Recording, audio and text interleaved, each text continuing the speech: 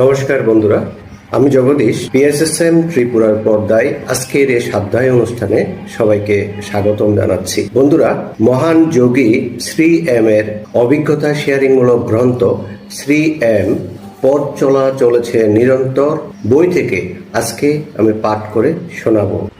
মহান যোগী শ্রী এম এর জীবনে ঘটে যাওয়া বাস্তব যে অভিজ্ঞতাগুলো থেকে লেখা শ্রী এম পথ চলা চলেছে নিরন্তর বইতে যে ওনার অভিজ্ঞতাগুলো রয়েছে সেগুলো আমরা যারা ধ্যান করে থাকি আমাদের অন্তর্মুখী বিকাশের যাত্রাপথের জন্য অত্যন্ত সহায়ক হবে বলে আমি আশা করছি।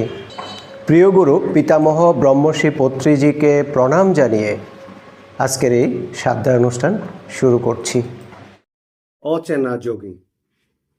একদিন সন্ধ্যায় বেনারসের মুন্সিঘাটের সিঁড়িতে বসে গঙ্গার উপর দিয়ে ভেসে চলা নৌকাগুলোর দিকে তাকিয়ে থাকতে থাকতে হঠাৎই আমার মনে পড়ে গেল ফেলে আসা কোনো একদিনের ঘটনা। আগে বহুবার এই ঘাটে বহুবার এসেছি, তারই কোনো একদিনের ঘটনার কথা মনে পড়ে গেল। সেই সময় আমি বাবাজি দেশমুখ কর্তৃক প্রকাশিত মন্থন পত্রিকার দিল্লির অফিসে যুগ্ম সম্পাদকের পদে কাজ করতাম।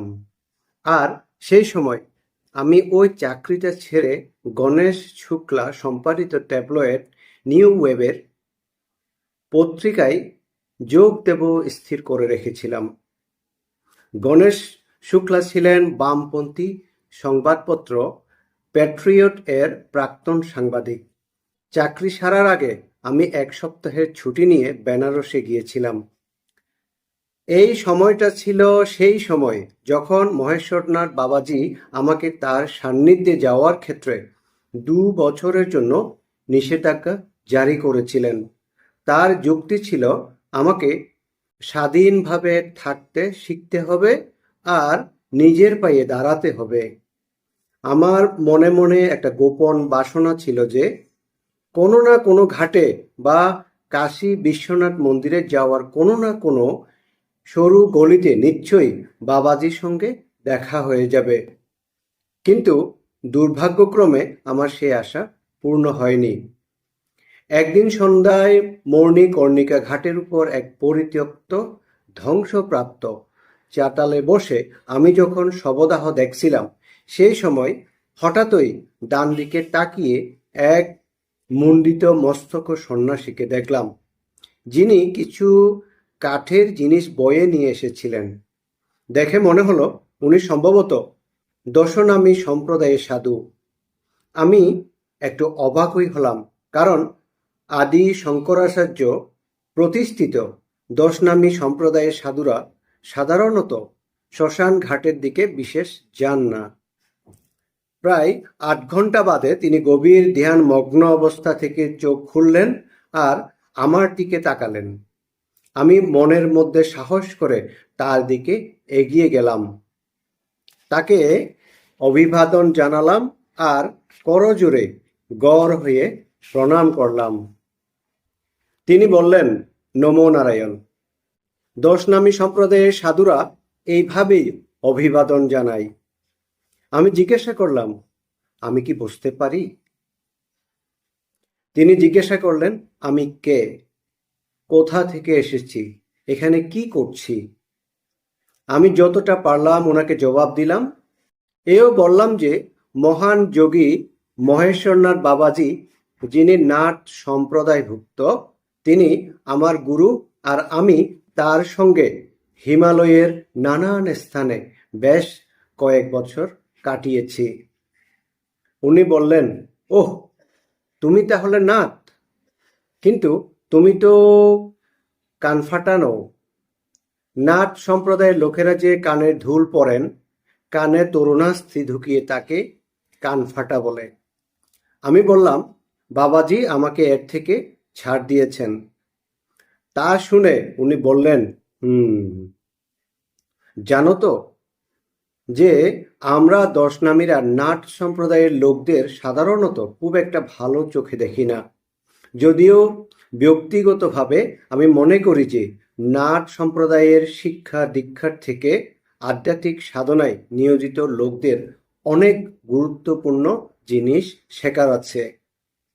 আমি জিজ্ঞাসা করলাম, আপনি কি এই ক্ষেত্রে কোনো মহান যোগীর কথা জানেন?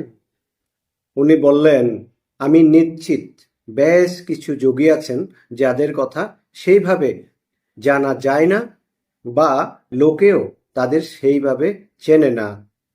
মহান বৈদান্তিক যোগী কার পাত্রীজি বেনারসেই থাকেন। আমি তো অবশ্যই উনার সঙ্গে দেখা করার পরামর্শ দিতাম, কিন্তু দুর্ভাগ্যক্রমে উনি এখন বদ্রীনাথে। এরপর কিছুক্ষণ থেমে থেকে উনি আবার বললেন, অর্শি ঘাটের কাছে ছোট্ট এক কুঠিরে আর এক যোগী একা একাই থাকেন। আমি শুনেছি যে একসময় উনি 10 নামী সম্প্রদায় ভুক্ত মন্ত্রী স্বামী ছিলেন, যিনি গঙ্গায় নিজের দণ্ডি ভাসিয়ে দিয়েছিলেন, এবং এখন উনি কোনো সম্প্রদায়ভুক্তই নন। যেহেতু তুমি একজন মহান যোগীর সাক্ষাতের ব্যাপারে এতটাই আগ্রহী এবং তোমাকে দেখে মনে হচ্ছে তুমি আধ্যাত্মিক পথে এগিয়ে যাওয়ার একনিষ্ঠ সাধক, আমার মনে হয় উনার সঙ্গে একবার দেখা করাটা তোমার জন্য ভালো হবে। আমি শুনেছি উনি নাকি কথা প্রায় বলেনই না, তবে কে বলতে পারে তোমার সঙ্গে অন্যরকম হতেই পারে। এই বলে তিনি উঠে দাঁড়ালেন আর নমো নারায়ণ বলে হেঁটে চলে গেলেন। তখন অস্থি ঘাট যাওয়ার জন্য যথেষ্ট রাত হয়ে গিয়েছিল, তাই আমি মানিকর্ণিকা ঘাটে আরো কিছুক্ষণ সময় কাটিয়ে পেশোয়া ঘাটে আমার ছোট গুপচি ঘরে ফিরে গেলাম। ওই অবহেলিত বাড়িটির পরিচারক আমাকে রাত পিছু 50 টাকা ভাড়ায় ওই ঘরটিতে থাকতে দিয়েছিলেন। আমি সেই পরিচারকের দেওয়া 1 কাপ গরম দুধ খেয়ে আর পকেটের নগদ টাকা সঙ্গে আনা ব্যাগে ঢুকিয়ে 4 পায়ার উপর শুয়ে পড়লাম আর গভীর ঘুমে আচ্ছন্ন হয়ে গেলাম। পরের দিন আমি খুব সকাল সকাল উঠে পড়লাম। আমি ভোরের আরতির শব্দ, ঘণ্টা ধ্বনি শুনতে পেলাম। গেটের সিঁড়ি বেয়ে নিচে নেমে আমি গঙ্গায় ডুব দিলাম। পবিত্র নদীতে অবগাহন সেরে আমি আমার ঘরে ফিরে এলাম আর পিঠের ব্যাগ নিয়ে অর্শি ঘাটের দিকে রওনা হলাম। উদীয়মান সূর্যের গোলাপি আভা পুরো পরিবেশটাকেই শান্ত সমাহিত করে তুলেছিল। এমনটা শুধু বেনারসেই দেখা যায়। কিছু কিছু নৌকার পারাপার ইতিমধ্যেই শুরু হয়ে গিয়েছিল।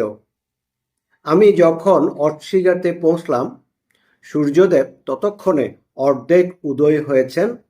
দিগন্তে যেন একটা উজ্জ্বল স্বর্ণালী চাকতির মতো দেখাচ্ছে তাকে। আমার ঈশাবাস্য উপনিষদের পংক্তি মনে পড়ে গেল, হিরণ্ময়েন পাত্রেন সত্যস্যা পিহিতাম মুখম তত্ত্বম পুষম আপাভ্রূন সত্যধমায়া দৃষ্টায়ে।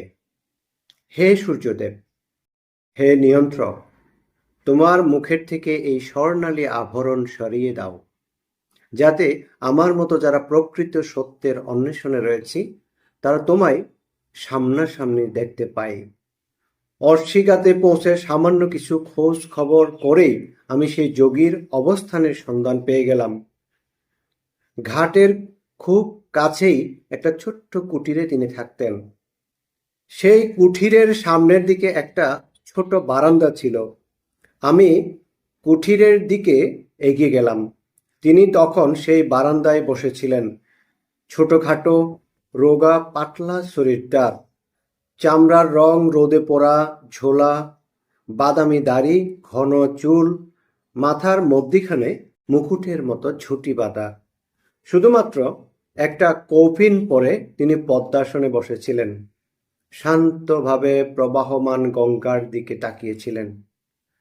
সবচেয়ে চোখে পড়ার মতো ছিল তার বড়, শান্ত, সমাহিত চোখ দুটো।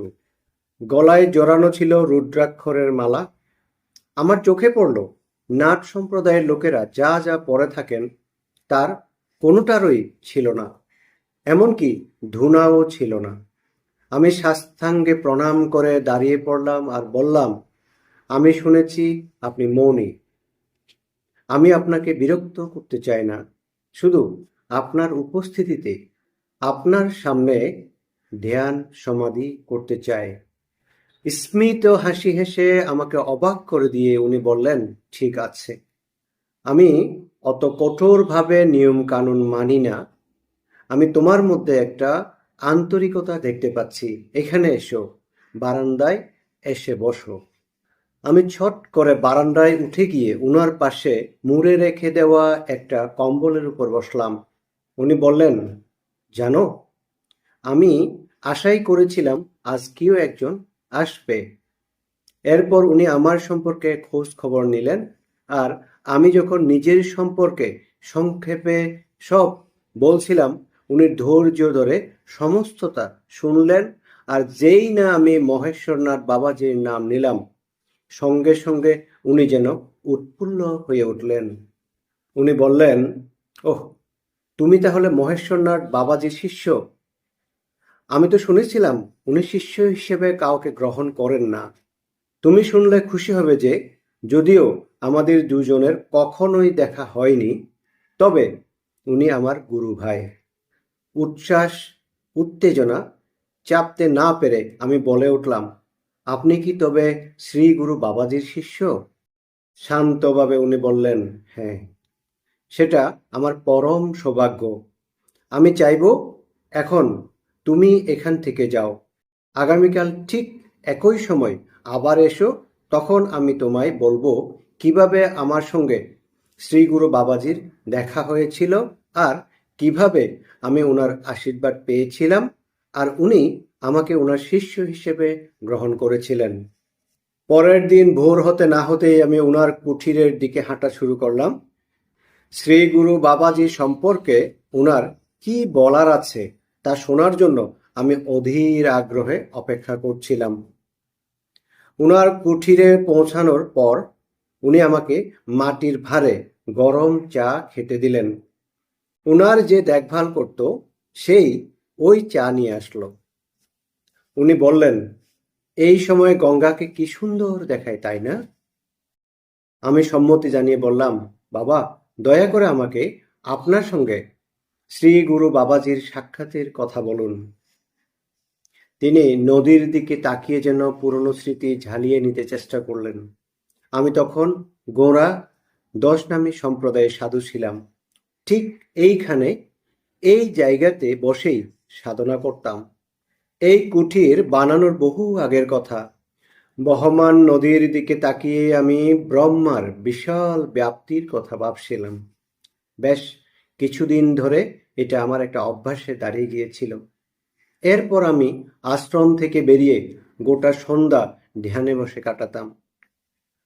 আমার মনে এক প্রবল ইচ্ছে জাগছিল, আমার সমস্ত কিছু, এমনকি আমি সে সম্প্রদায় বা প্রতিষ্ঠানভুক্ত, তার সমস্ত প্রতীক, চিহ্ন, সব কিছু আমি ত্যাগ করব।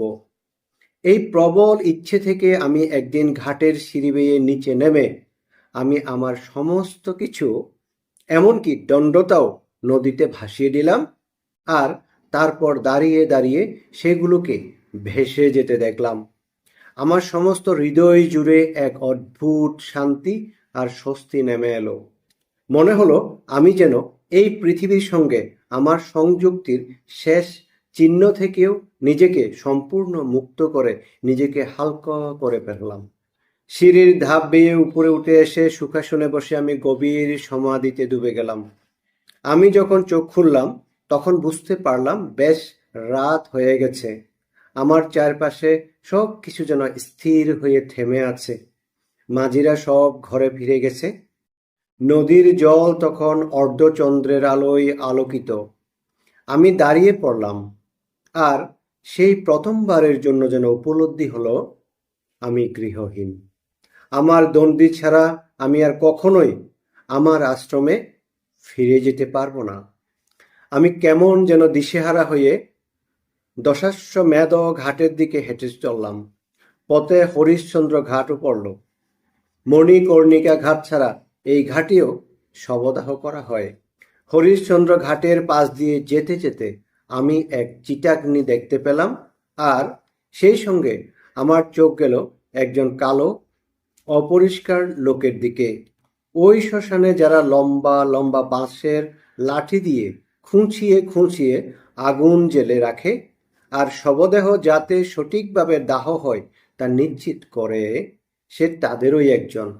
সমাজের গোড়ারা এদের অচ্যুত অপাংতেয় করে রাখে।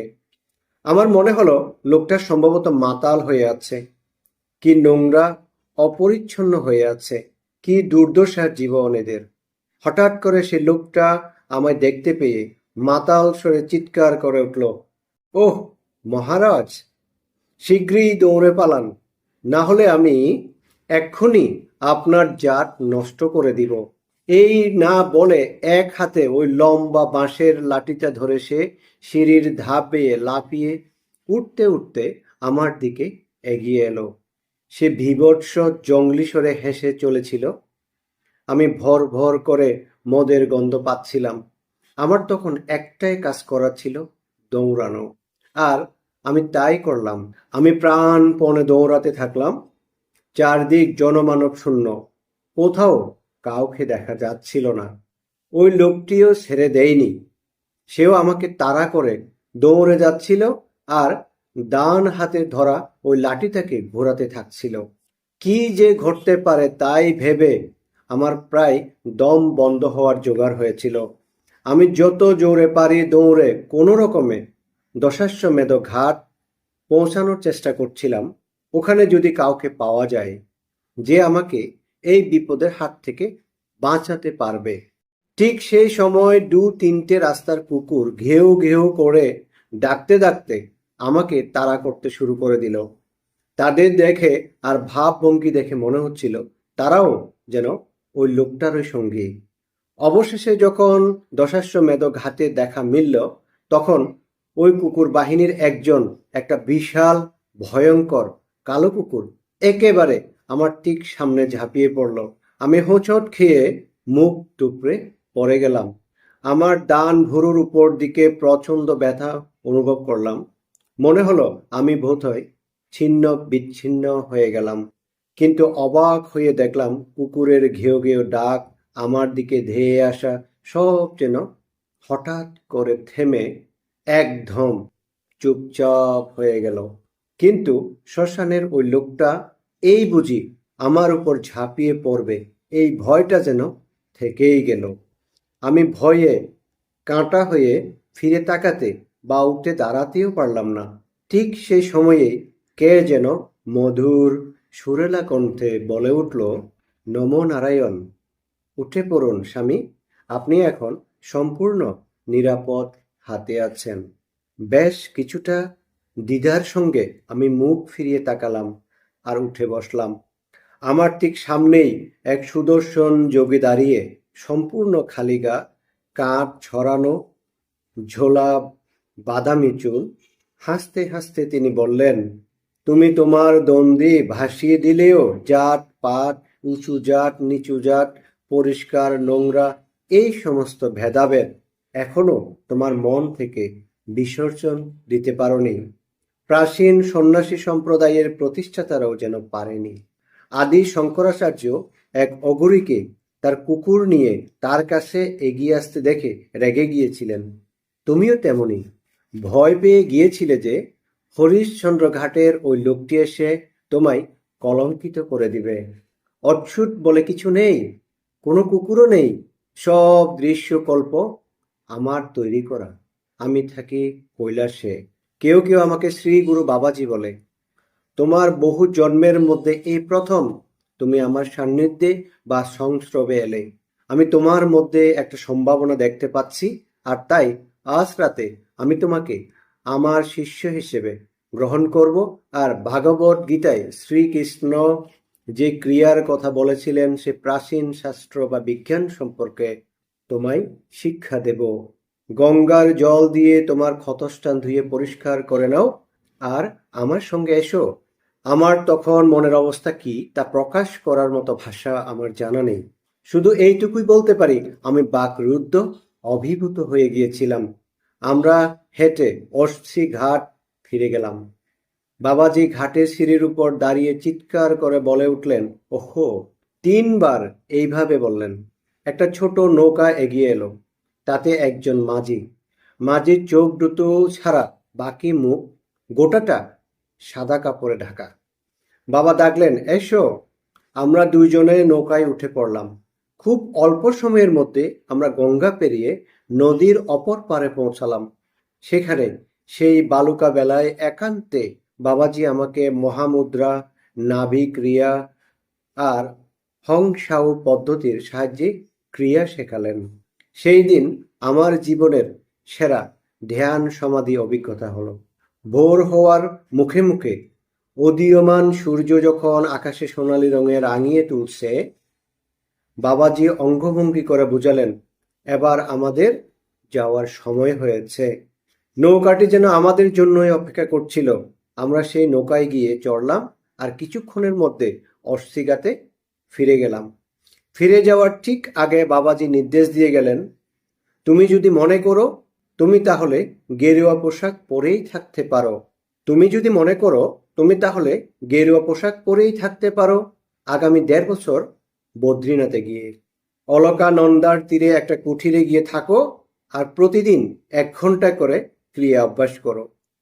আর প্রতি সপ্তাহে ক্রিয়ার সময় 1 ঘন্টা করে বাড়িয়ে যেও, যতক্ষণ না পর্যন্ত তুমি প্রতিদিন 8 ঘন্টা করে ক্রিয়া অভ্যাস করতে পারছো।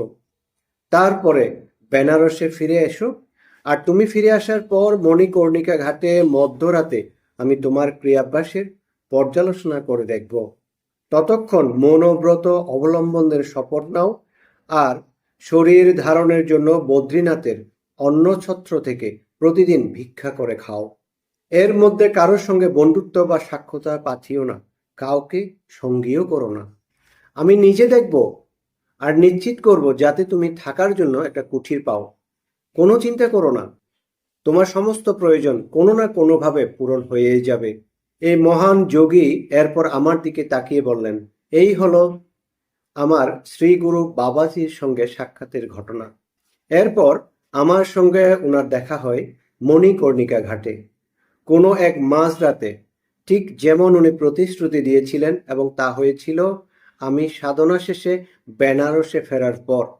এখন আমি কোনো এক জায়গাতে 2 মাসের বেশি থাকি না। কোনো না কোনোভাবে আমার ন্যূনতম প্রয়োজনটুকু জোগাড় হয়ে যায়। 2 বছর হয়ে গেল আমি এইভাবে ক্রিয়াযোগ করে চলেছি। আমার চিন্তাধারায়, মানসিকতায় বেশ পরিবর্তন এসেছে, কিন্তু এখনো আমাকে অনেকখানি পথ হাঁটতে হবে। আমি তোমাকে এই উপদেশই দেব যে মহেশ্বরনাথ বাবাজি তোমায় যেমন নির্দেশ দিয়ে গেছেন সেগুলি নিষ্ঠাভাবে পালন করে চলো। শ্রী গুরুর আশীর্বাদ তোমার সঙ্গে থাকুক। এরপর একটু থেমে আমার মাথার উপর ওনার হাত রেখে আশীর্বাদ করে উনি বললেন, এবার তুমি যাও। আগামীকাল আর তুমি আমাকে এখানে দেখতে পাবে না, কারণ এখান থেকে চলে যাওয়ার মনস্থির করে ফেলেছি।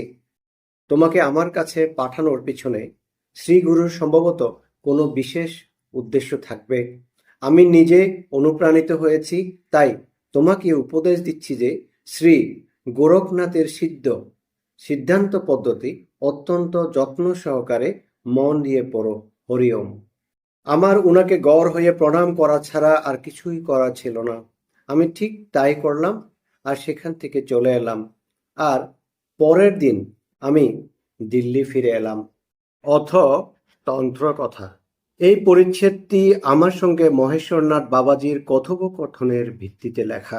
তন্ত্র এমন একটি শব্দ যা বহু লোকের আগ্রহ এবং আকর্ষণের কারণ। এর বিভিন্ন ব্যাখ্যাগুলো চমকপ্রদ এবং আগ্রহ উদ্রেককারী।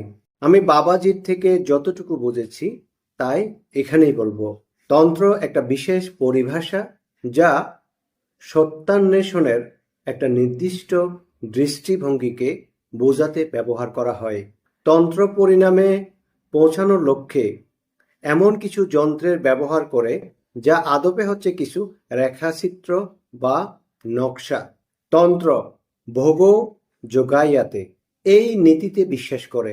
যার অর্থ ভোগের মাধ্যমেই যোগ, অর্থাৎ ঈশ্বর বা স্বর্গীয় সত্তার সঙ্গে যুক্ত বা একাত্ম হওয়া যায়।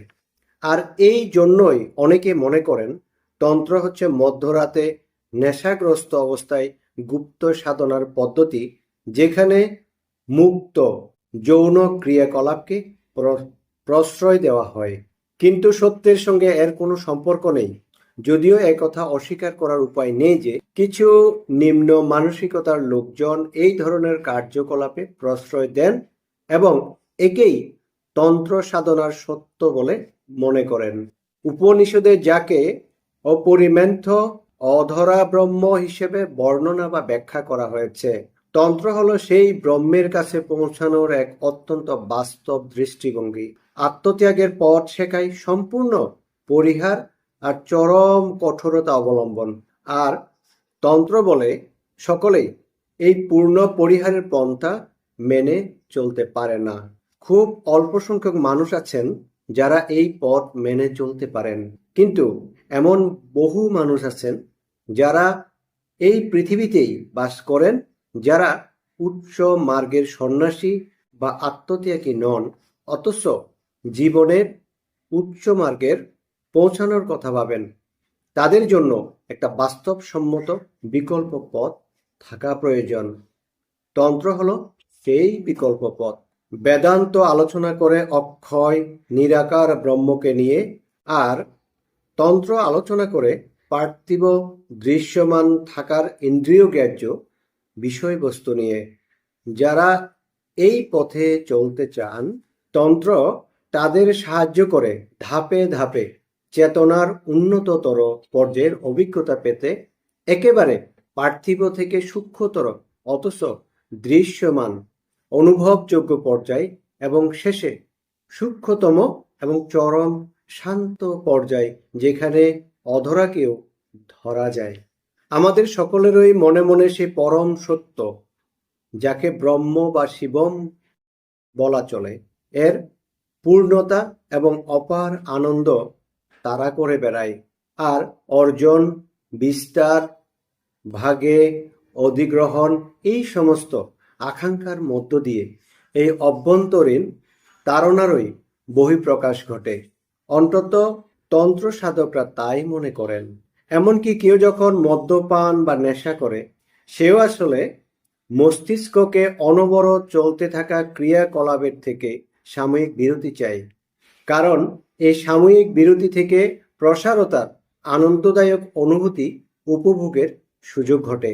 সমস্ত বাধা নিষেধ বা বিধিনিষেধ থেকে সাময়িক অব্যাহতি বা বিরতি পেলেই একজন মানুষের মৌলিক বা প্রাকৃতিক চরিত্রের প্রকাশ ঘটে। সমস্ত বাধা নিষেধ বা বিধিনিষেধ থেকে সাময়িক অব্যাহতি বা বিরতি পেলেই একজন মানুষের মৌলিক বা প্রকৃত চরিত্রের প্রকাশ ঘটে। শোনা যায় শ্রীরামকৃষ্ণ পরমহংস একবার গাড়িতে করে কলকাতার রাস্তা দিয়ে যাওয়ার সময় দেখেন ফুটপাতের উপর এক মধ্যম মানুষ খলখলিয়ে হাসতে হাসতে আনন্দে লাফালাফি করছে।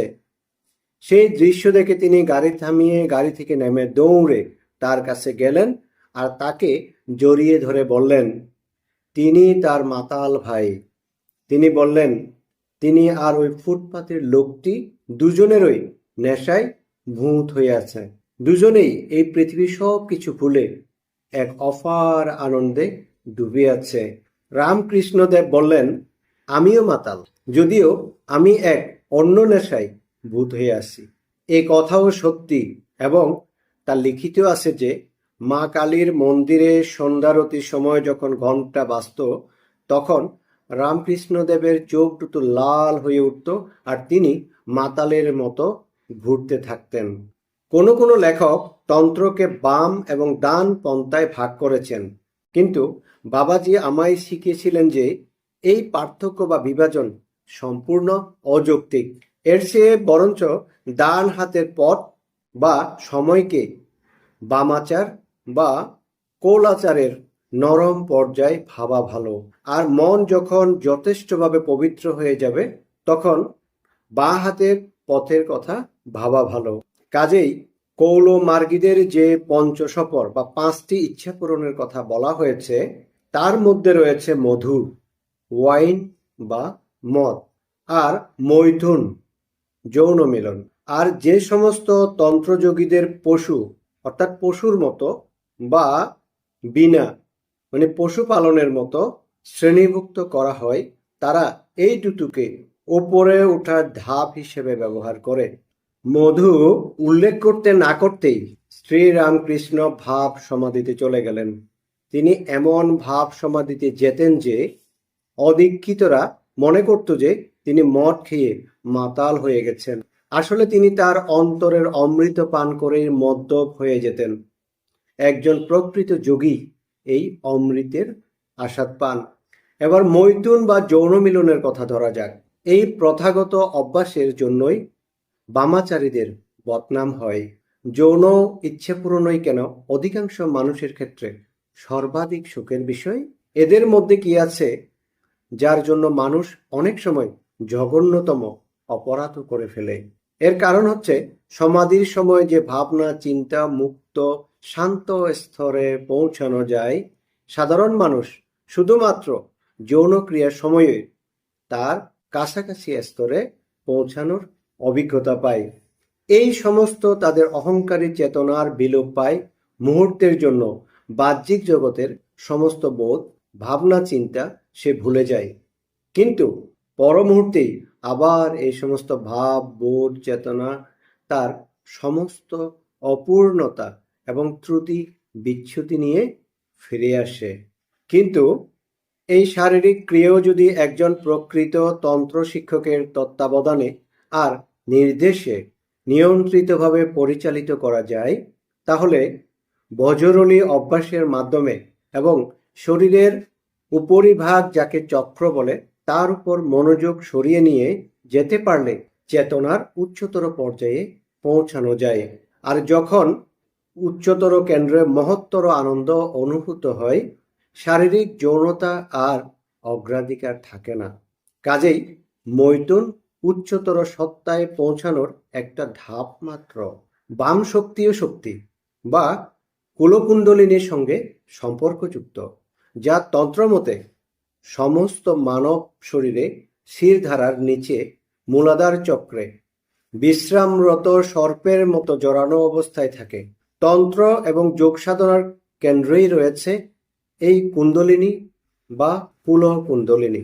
তান্ত্রিক এবং যোগী উভয়েই নানান ভিন্ন ভিন্ন পন্থা এবং পদ্ধতি অবলম্বন করে এই শক্তিকে জাগ্রত করতে চায়। এদের দুজনেরই প্রচেষ্টা থাকে মেরুদণ্ডের মধ্যে যে সুষুম্না নদী বা পথ থাকে তার মধ্য দিয়ে একে জাগিয়ে উঠিয়ে তোলা, যতক্ষণ না সে মাথার মুকুটে সর্বোচ্চ কেন্দ্র বা সহস্র চক্রে পৌঁছায়। সহস্র চক্র হচ্ছে সহস্র পাপড়ির পদ্ম, তাই এতে সহস্র পদ্ম বলে।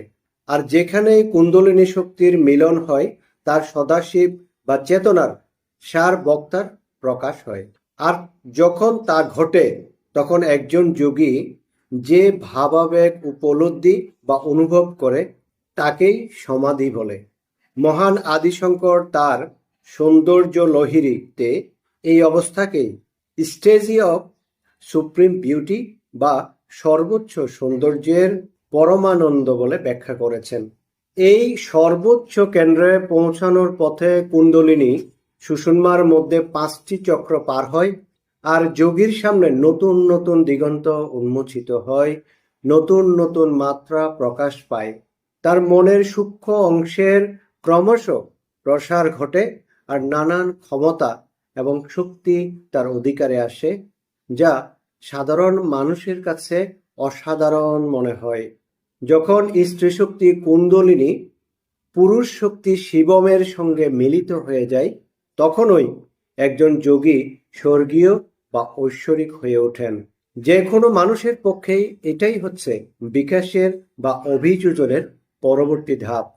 যে যোগে চেতনার উচ্চতর পর্যায়ে পৌঁছেছেন তার সঙ্গে যিনি এখনো সেই স্তরে পৌঁছাননি, তার তফাৎটা ততখানি যতটা না একজন মহান বন মানুষ এবং মানুষের মধ্যে অন্তত বিকাশ বা অভিযোজনের মানদণ্ডে তাই।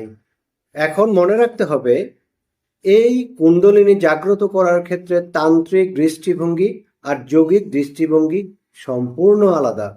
তান্ত্রিক দৃষ্টিভঙ্গি বা পদ্ধতি এক্ষেত্রে মহান শ্রী বিদ্যা মন্ত্র ব্যবহার করে, যার মধ্যে 15 অক্ষরের পঞ্চদশাক্ষরী এবং 16 অক্ষরের ষোড়াস্বাক্ষরী দুইই রয়েছে, আর রয়েছে শ্রীচক্র নামে যন্ত্রের বাহ্যিক উপাচার পূজা। পরবর্তী পর্যায়ে অবশ্য এটাই অভ্যন্তরীণ হার্ট চাকরা অর্থাৎ হৃদয় চক্র এবং ক্রাউন চাকরা অর্থাৎ মুকুট চক্র বা মস্তিষ্ক চক্রতে পরিণত হয়। বাবাজির অসীম দয়া যে উনি আমাকে তান্ত্রিক এবং যৌগিক পদ্ধতির মধ্যে ভারসাম্য রক্ষাকারী একটা মিলিত পদ্ধতি শিখিয়েছেন, যার সক্রিয়তা নিয়ে আমার মনে কোনো সন্দেহের অবকাশ নেই। আমি শপথ নিয়ে বলতে পারি, একেবারে নিচু থেকে শুরু করে চক্রগুলি হলো মূলাধার, যা শিরধারা বা মেরুদণ্ডের শেষে থাকে, স্বাধিষ্ঠান প্রজনন অঙ্গের ঠিক উপরে থাকে, মণিপুরা নাভিতে থাকে, অনাহত যা বুকের কেন্দ্রে থাকে, বিশুদ্ধা যা গলায় থাকে, সহস্ররা যা মাথার মুকুটে বা মধ্যস্থলে থাকে। মহান গোরক্ষনাথ এর ক্ষেত্রে আরো দুটো কেন্দ্র যোগ করেছেন। এর একটা থাকে আলজিবে আর অন্যটা কপালের মধ্যস্থলে। অদীক্ষিতদের জন্য এই চক্রগুলো সম্পর্কে আমি শুধু এতটুকু বাড়তি তথ্যই যোগ করতে পারি। একেবারে সর্বনিম্ন থেকে সর্বোচ্চ চক্র পর্যন্ত যে রঙগুলি কল্পনা করা হয় তা যথাক্রমে হলুদ, রূপালী, আগুন লাল, আকাশী, বেগুনি, আর প্রতীকগুলো হলো যথাক্রমে উল্টোমুখী বা নিম্নমুখী, ত্রিভুজ, রূপালী অর্ধচন্দ্র, লাল ত্রিভুজ যার শীর্ষবিন্দু উপরের দিকে দুটি সমবাহু ত্রিভুজ দিয়ে তৈরি করা স্টার অফ ডেভিড এর মতন, একটা উপবৃত্ত, দুই পাপড়ির শ্বেতপদ্ম আর বিবিধ রঙের পদ্ম। বীজ মন্ত্র বা বীজস্বরা গুলি হলো লাম, ভাম, রাম, ইয়াম, হাম আর ওম। বাকিটা কোনো গুরু বা শিক্ষকের কাছ থেকে ব্যক্তিগত স্তরে শিখতে হবে। এই সব কিছুর সঙ্গে ক্রিয়াযোগ কিভাবে যুক্ত, ক্রিয়াযোগের উপর অধ্যায়ে ব্যাখ্যা করব। বাবাজির সঙ্গে কথোপকথন 1। হিমালয় মানেই হিমেল, আর সেই হাড় কাঁপানো হিমালয়ের কোনো এক রাতের ঘটনা। মৌনী বাবার গুহার সামনে একটা বিশাল সমানুপাতিক বোল্ডারের উপর বাবাজি আর আমি মুখোমুখি বসেছিলাম। আমাদের চারপাশে বরফে ঢাকা রূপালী পর্বতমালা থেকে যেন এক স্বর্গীয় আভা বিচ্ছুরিত হচ্ছিল। মোটা কম্বলে আমি আমার শরীর জড়িয়ে রেখেছিলাম। ঠান্ডা কাটানোর জন্য আমরা আগে থেকেই আমাদের পাশে আগুন জ্বালিয়েই রেখেছিলাম। তবুও বরফের মতো ঠান্ডা হাওয়া আমার মুখের উপর ঝাপটা মেরে আমার সর্বাঙ্গে কাঁপুনি ধরিয়ে দিচ্ছিল। আর আমার ওই ঠিক সামনে বাবাজি বসেছিলেন, শুধুমাত্র কোমর থেকে হাঁটু পর্যন্ত লম্বা একটা সুতির লুঙ্গি বা খাটো ধুতি পরে, তার ঊর্ধ্বাঙ্গ সম্পূর্ণ অনাবৃত। তিনি তার শরীরের তাপমাত্রা নিয়ন্ত্রণের যৌগিক পদ্ধতি রপ্ত করে ফেলেছিলেন। একটা মোড়া পশমের কম্বলের উপর তিনি পদ্মাসনে বসেছিলেন, আর একটা স্মিত হাসি নিয়ে আমার দিকে তাকিয়ে থাকলেন। তিনি বললেন, একেবারে আরাম করে স্বাচ্ছন্দ্যে বসো। তার শব্দ এবং স্বর নিক্ষেপে যেন এক অদ্ভুত জাদু ছিল, যা নিমেষের মধ্যে আমার ক্লান্ত অবসন্ন দেহকে চাঙ্গা করে তুলল। আমি যেন পুনরুজ্জীবিত হয়ে উঠলাম।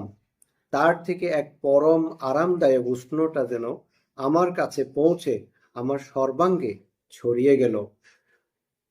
আমার মনও হঠাৎ কেমন যেন সহজ হয়ে উঠল। আমি আগে কখনোই জানতামই না বা বুঝতেই পারিনি যে আমার মন এত নিখুঁতভাবে সজাগ এবং সজীব। বেশ কিছুদিন ধরেই আমি বেদান্ত বিষয়ে নানান পড়াশোনা এবং চর্চা করছি।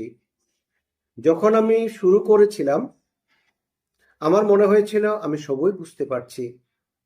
কিন্তু সময়ের সঙ্গে সঙ্গে আমি যত বিষয়ের গভীরে ঢোকা শুরু করলাম, আমার উপলব্ধি হলো আমি কত কম বুঝেছি।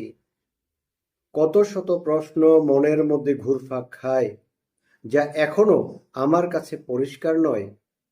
যেমন ধরুন, ঈশা উপনিষদে যা বলা আছে, অন্দমতম প্রবিশন্তি ইয়ে অবিদ্যাম উপাস্যতে তত বুয়া ইবাতে তম ইয়া ইউ বিদ্যেয়াম রাতার। অর্থাৎ যারা অজ্ঞানতার পূজা করে তারা অন্ধকারে প্রবেশ করে, আর যারা জ্ঞানের পূজা করে তারা আরো গভীর অন্ধকারে প্রবেশ করে। দয়া করে আমাকে এই রহস্য উন্মোচন করুন, ব্যাখ্যা করুন। প্রথম অংশটা তো পরিষ্কার। ছোটবেলা থেকে আমরা শিখে আসি যে জ্ঞান আহরণ করেই অজ্ঞানতার অন্ধকারকে জয় করতে হয়।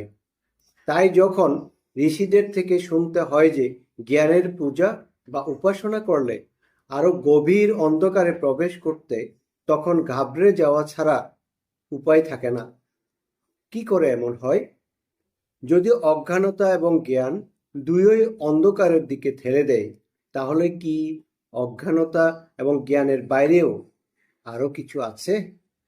বাবাজি, এবার তুমি সজাগ সতর্ক হও।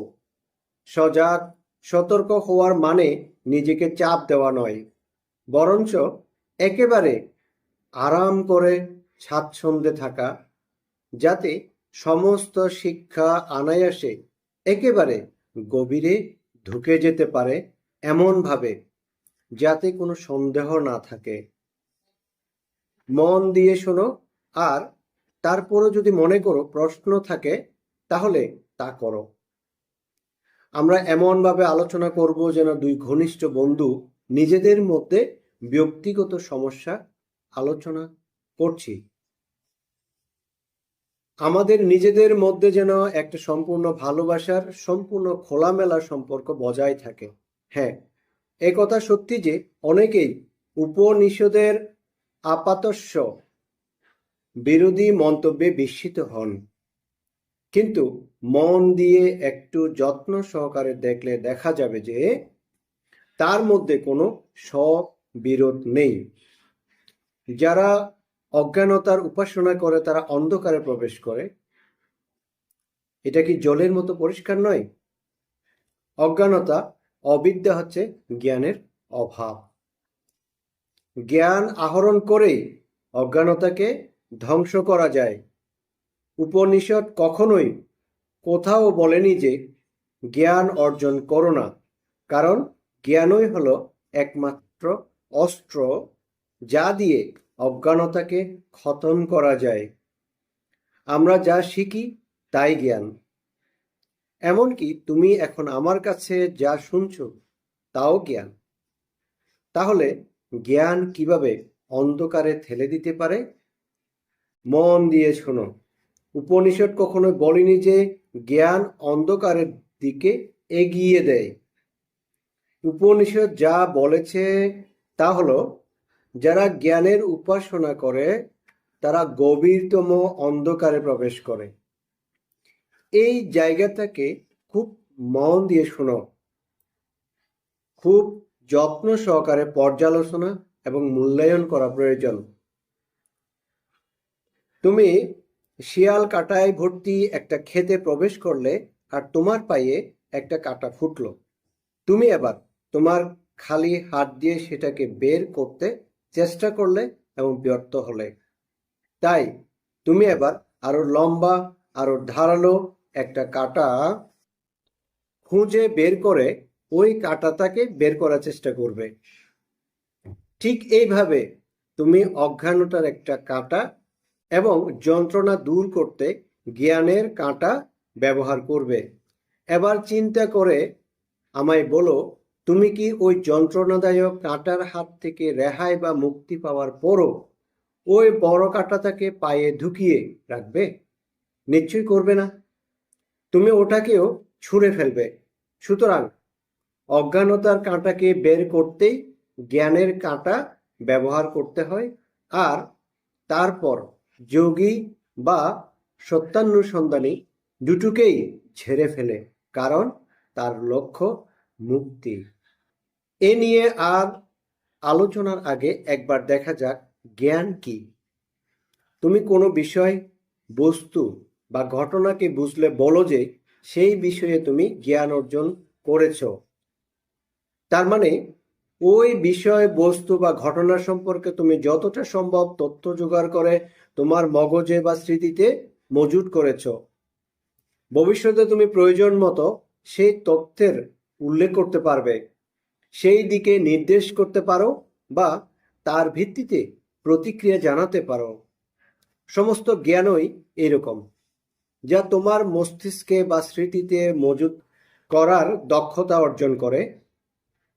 তাই হে সত্যানুসন্ধানী পরম ব্রহ্ম, তুমি এখানে যার উপাসনা করো সে নয়। কিন্তু মন যখন চিন্তা করতে পারে না বা যুক্তি সাজাতে পারে না, তখন সে জড় বুদ্ধি বা বোকা হয়ে যায় নাকি? বাবাজি, যে মনে বুদ্ধির বীজ বা উৎস প্রতিফলিত হয়, সে কেমন করে কখনো জড় বুদ্ধি হতে পারে? এমন মন সর্বদা নিয়োজিত থাকে যে মহাশক্তি এই বিশ্ব ব্রহ্মাণ্ডকে পরিচালিত করে, সেই মহাশক্তির উৎসমুখের সঙ্গে এই মন যুক্ত। কাজেই এই মন এক অপুরন্ত শক্তি ভাণ্ডারের আশীর্বাদ পুস্তক, আর তাই সে কখনোই বাধা বা ব্যর্থতায় বিব্রত হয় না। ব্যর্থতায় সে হতাশ হয় না, আবার সাফল্যে সে মাত্রাতিরিক্ত উল্লসিত হয় না। এই মনই সে যে সাধারণ মানুষের মতো বিক্ষিপ্ত না হয়ে সুদৃঢ় এবং নিবিড়ভাবে কাজ করে চলে। একমাত্র এই মনই ইউনিভার্সাল জেনারেটর বা সার্বজনীন শক্তি উৎপাদক হিসেবে শক্তি সঞ্চার করে নিরলস কাজ করে চলে। বাকি সকলেই জড় বা নিষ্ক্রিয়, কারণ তারা কেউই কাজের গোপন রহস্য আবিষ্কার করতে পারেনি। এবার কিছু মহান ব্যক্তিত্ব, যারা শুধু মহান চিন্তক বা চিন্তাশীল নন, কর্মযোগীও বটে, তাদের মনের দিকে চোখ রাখা যাক। আদিশঙ্কর অদ্বৈত বেদান্তর একজন অন্যতম প্রতিকৃত, অর্থাৎ সে কথাই আমি পরে আসব, এবং একজন অনন্য সাধারণ সন্ন্যাসী। ৩২ বছরের জীবনের স্বল্প পরিসরে তিনি যা করে গেছেন তা একজন সাধারণ মানুষের পক্ষে অতীতে ১০০ বছর বা শতাধিক বছর লেগে যেত হয়তো, বা কয়েক জীবন ধরেও তা করে ওঠা সম্ভব হতো না। তিনি খালি পায়ে হেঁটে এ বিশাল দেশের এক প্রান্ত থেকে অন্য প্রান্ত ঘুরে বেরিয়েছেন, পাতার পর পাতা বৃহদায়তন বিবরণী লিখে গেছেন। সেই সময়ের অসংখ্য বিদ্বান পণ্ডিতদের সঙ্গে বিতর্ক বিবাদ করেছেন, যেখানে যেখানে গেছেন সেখানেই বহু মন্দির সংস্কার করেছেন, আর সবেতেই তিনি সফল হয়েছেন, কারণ কাজের গোপন রহস্য তিনি বুঝেছিলেন। আরও সাম্প্রদায়িক কালে মহান বৈদান্তিক স্বামী বিবেকানন্দের কথায় ধরা যাক। কি অত্যুচ্ছ ব্যক্তিত্ব! মানবতার উন্নতি করবে কি নিরলস পরিশ্রম করে গেছেন। তুমি নিজেই এই রকম বহু উদাহরণ চিন্তা করতে পারো। বাবাজি, আর যারা পরম বা চরম সত্য উপলব্ধি বা অনুধাবনের পর নীরব থাকতে চান, তাদের সম্পর্কে কি বলবেন? বাবাজি, যদি কোনো পূর্ণতা প্রাপ্ত সাধু নীরব থাকতে পছন্দ করেন, তাহলে তার সেই নীরবতা বক্তব্য বা প্রকাশ্য ক্রিয়াকলাপের চেয়ে অনেক বেশি কার্যকরী। এমন সাধুরা যারা নীরবতার ভাষা শুনতে বা বুঝতে পারেন, তাদের মনের মধ্যে নীরবে কাজ করেন। এইরকম সাধু সমস্ত চিন্তার উৎসে যে পৌঁছে গেছেন এবং তিনি তার একটি মাত্র চিন্তা দিয়ে গোটা পৃথিবীকে বদলে দিতে পারেন। এমন নীরবতা ঘন্টার পর ঘন্টা ধরে দেওয়া বক্তৃতার চেয়ে অনেক বেশি ক্ষমতাশালী। এমন সাধুরা নীরবেই অলৌকিক ঘটনা ঘটিয়ে দিতে পারেন, নিজেকে পরম ব্রহ্মার মতো গুপ্ত রেখেই। এমন সাধুর ছোট্ট একটা চিন্তাতেই অসাধ্য সাধন হয়ে যায়। এবার আমি সেই পুরনো উক্তিটির অন্য অংশটি ব্যাখ্যা করব। যারা জ্ঞানের উপাসনা করে তারা গভীরতম অন্ধকারে প্রবেশ করে। যারা বৈদিক জ্ঞানের অন্য শাখা যেমন জ্যোতিষশাস্ত্র, গণিত শাস্ত্র, মন্ত্র এই সমস্ত বিষয়ে নাম বিবরণী বা পুঁথিপত্র পড়াশোনা করেন, তারা নিজেদের যথেষ্ট বিদ্বান মনে করে বেশ অহংকার অনুভব করেন। গর্বে তাদের বুক এতটাই ফুলে যায় যে তারা মনে করতে শুরু করেন তারা সব সময়ই ঠিক এবং অন্যদের দৃষ্টিভঙ্গি, বক্তব্য, চিন্তাধারা শুনতেও চান না। একই সমস্যাকে যে অন্যভাবেও দেখা চলে বা অন্য নতুন কোনো চিন্তাধারা যা হয়তো কোনো কারণে এখনো চালু হয়নি তাও যে থাকতে পারে তা তারা মানতেই চান না। তাদের মানসিকতা এমনভাবে তৈরি হয়ে যায় যে এগুলো তারা মেনে নিতে বা গ্রহণ করতেই পারেন না। তাদের আধ্যাত্মিক আত্মম্ববিতা বা অহংকারই তাদের পতনের কারণ এবং পরিণামে তাদের দুঃখ দুর্দশার কারণ হয়ে দাঁড়ায়। তাদের মন সমস্ত সংবেদনশীলতা এবং সজাগতা হারায়। বহুদিন ধরে বহু কষ্ট করে তাদের মনে যে আবর্জনা তাদের মনে জমে মনকে কলুষিত করে। উপাসক যারা গভীরতর অন্ধকারে প্রবেশ করে। এতক্ষণ আমি যা বললাম তা এবার আমি একটা গল্প দিয়ে ব্যাখ্যা করব। এটা একজন মহান সাধুর ঘটনা যার ঈশ্বর উপলব্ধি হয়েছিল। তার কাছে বহু ভক্ত সমাগম হতো। একবার এক বিরাট বিদ্বান পণ্ডিতও তার কাছে গিয়েছিল তার থেকে কিছু উপদেশ নির্দেশ নিতে। ওই মহান সাধুর কথা কিছুক্ষণ শোনার পরই ওই পণ্ডিত জিজ্ঞাসা করলেন, কত তাড়াতাড়ি আমি মুক্তির আস্বাদ পেতে পারি? ওই মহান সাধু জবাব দিলেন, তার এখন বহু দেরি আছে, সময় লাগবে। এক হতদরিদ্র অশিক্ষিত কৃষকও সেই সময় সেখানে ছিল। সে অত্যন্ত মনোযোগ সহকারে সাধুর কথা শুনছিল। সে দাঁড়িয়ে উঠে সাধুকে ধন্যবাদ জানিয়ে জোর হাত করে জিজ্ঞাসা করলেন, আমি জানি না আপনি যা শেখালেন তার জন্য আমি কিভাবে আপনাকে ধন্যবাদ জানাবো। আমি কি কখনোই সে উচ্চতর মার্গে পৌঁছতে পারবো? গুরু জবাব দিলেন, কয়েকদিনের মধ্যে তুমি সেখানে পৌঁছবে। এই কথা শুনে ওই বিদ্বান মানুষটি বেশ কিছুটা ক্ষেপে গিয়েই জিজ্ঞাসা করলেন, এটা কি করে হয় যে এই গণ্ড মূর্খটা মাত্র কয়েকদিনেই উচ্চতম মার্গে পৌঁছে যাবে, আর আমার মতো একজন পণ্ডিত বিদ্বানের সেখানে পৌঁছতে বহুদিন লাগবে? সাধুর সঙ্গে সঙ্গে জবাব দিলেন, তুমি এতদিন ধরে এত কিছু সংগ্রহ করে মনের মধ্যে জমা করে রেখেছো যে তোমার মনের মধ্যে সব তালগোল পাকিয়ে আছে। তোমার মনের মধ্যে বহু ভুল ধারণা তৈরি হয়েছে, যেগুলোকে ভুলতেই যে মুহূর্তে তুমি আমার কথা শুনলে সেই মুহূর্তে সেই শব্দ বা শব্দ ব্রহ্মগুলি বর্তমান থেকে উবে গিয়ে অতীতের বিষয় হয়ে গেল। তারাই স্মৃতি তৈরি করে, আর স্মৃতি হলো অতীতের বিষয়।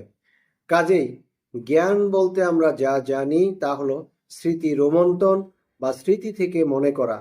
তা অদূর অতীত হতে পারে, কয়েক মুহূর্ত আগের হতে পারে বা বহু বছর আগে হতে পারে। সুতরাং সমস্ত জ্ঞানই হলো স্মৃতি, অতীতের বস্তু। এখন মনে রাখতে হবে ব্রহ্ম বা পরম বাস্তব কিন্তু কোনো স্মৃতি বা অতীতের বিষয় নয়। এটা ঘটমান, বর্তমান, শাশ্বত। কাজেই তাকে জ্ঞান দিয়ে ব্যাখ্যা করা যায় না। জ্ঞান শুধু অতীতেরই উল্লেখ করে বা অতীতকে নির্দেশ করে।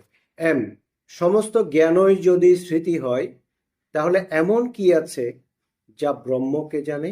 বাবাজি, মন যখন এই সত্যটাকে সঠিকভাবে বুঝে, অনুধাবন করে, সমস্ত মানসিক চেষ্টা ছেড়ে দেয় আর একদম শান্ত সমাহিত হয়ে যায়, তখন যা থেকে যায় তাই ব্রহ্ম।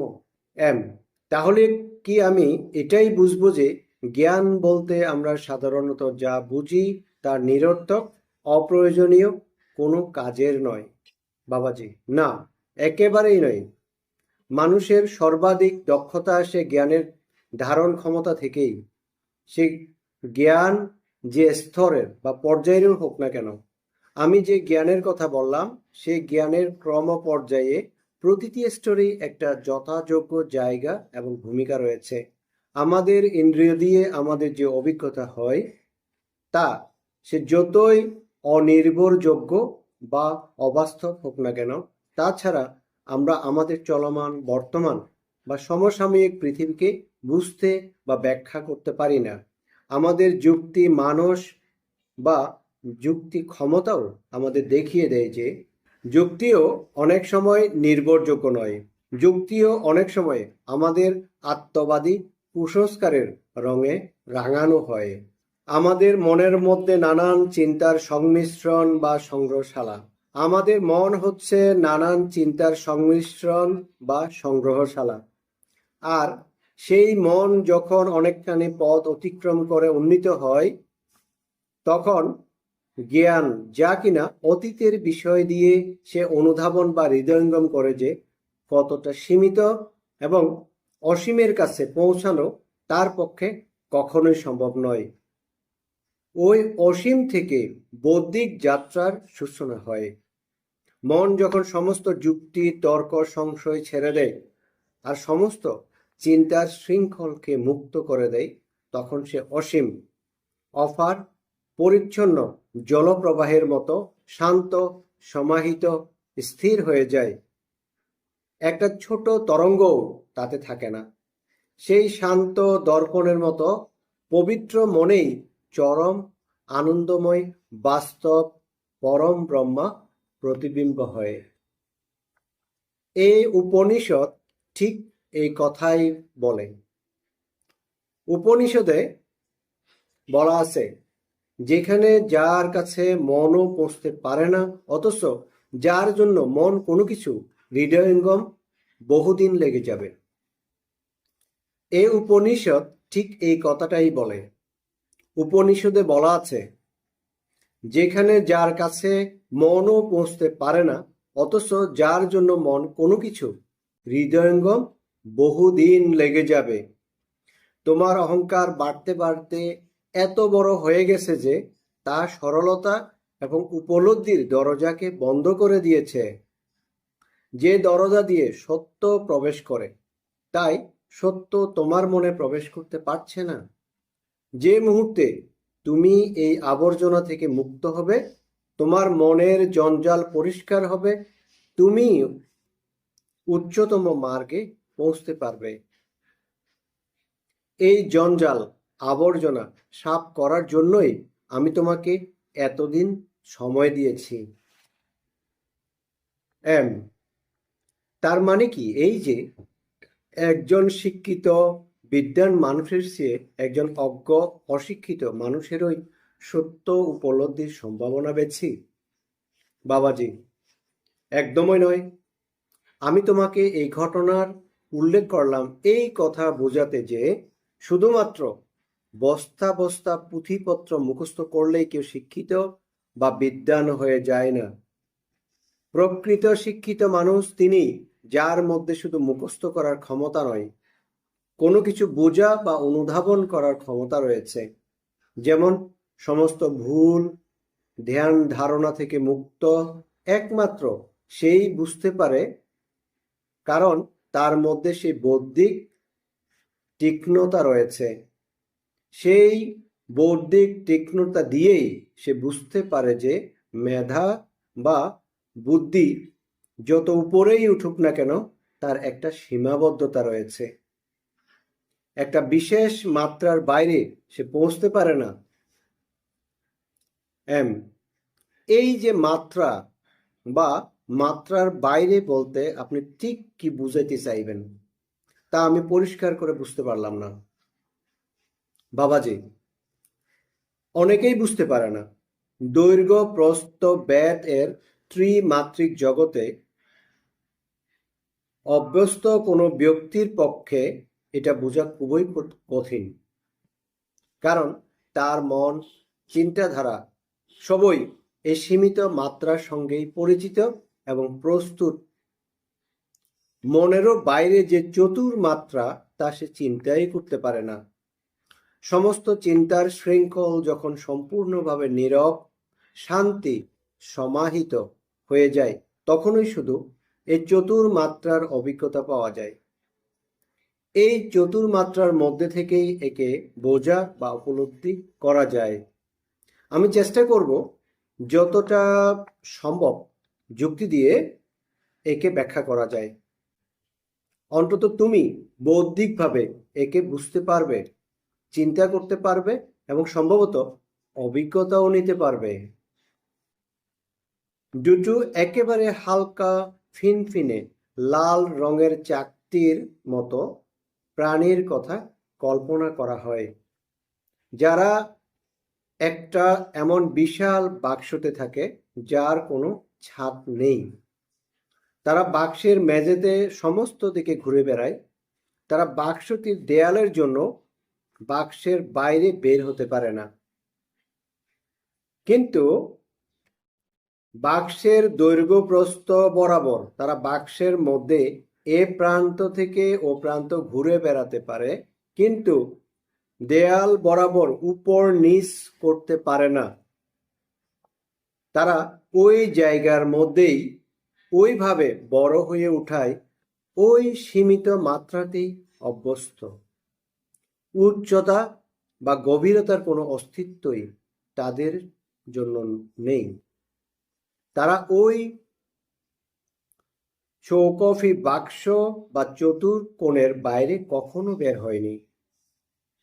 ধরা যাক উপর থেকে কেউ একজন তার হাত দিয়ে ওই দুই জীবের একজনকে তুলে এনে অন্য একটা ছোট বাক্সতে রাখলো, যে বাক্সতে এমনিতে সবুজ চাকতির মতো জীবেরা থাকে। একইভাবে একটা সবুজ জীবকে লাল বাক্সতে স্থানান্তরিত করা হলো।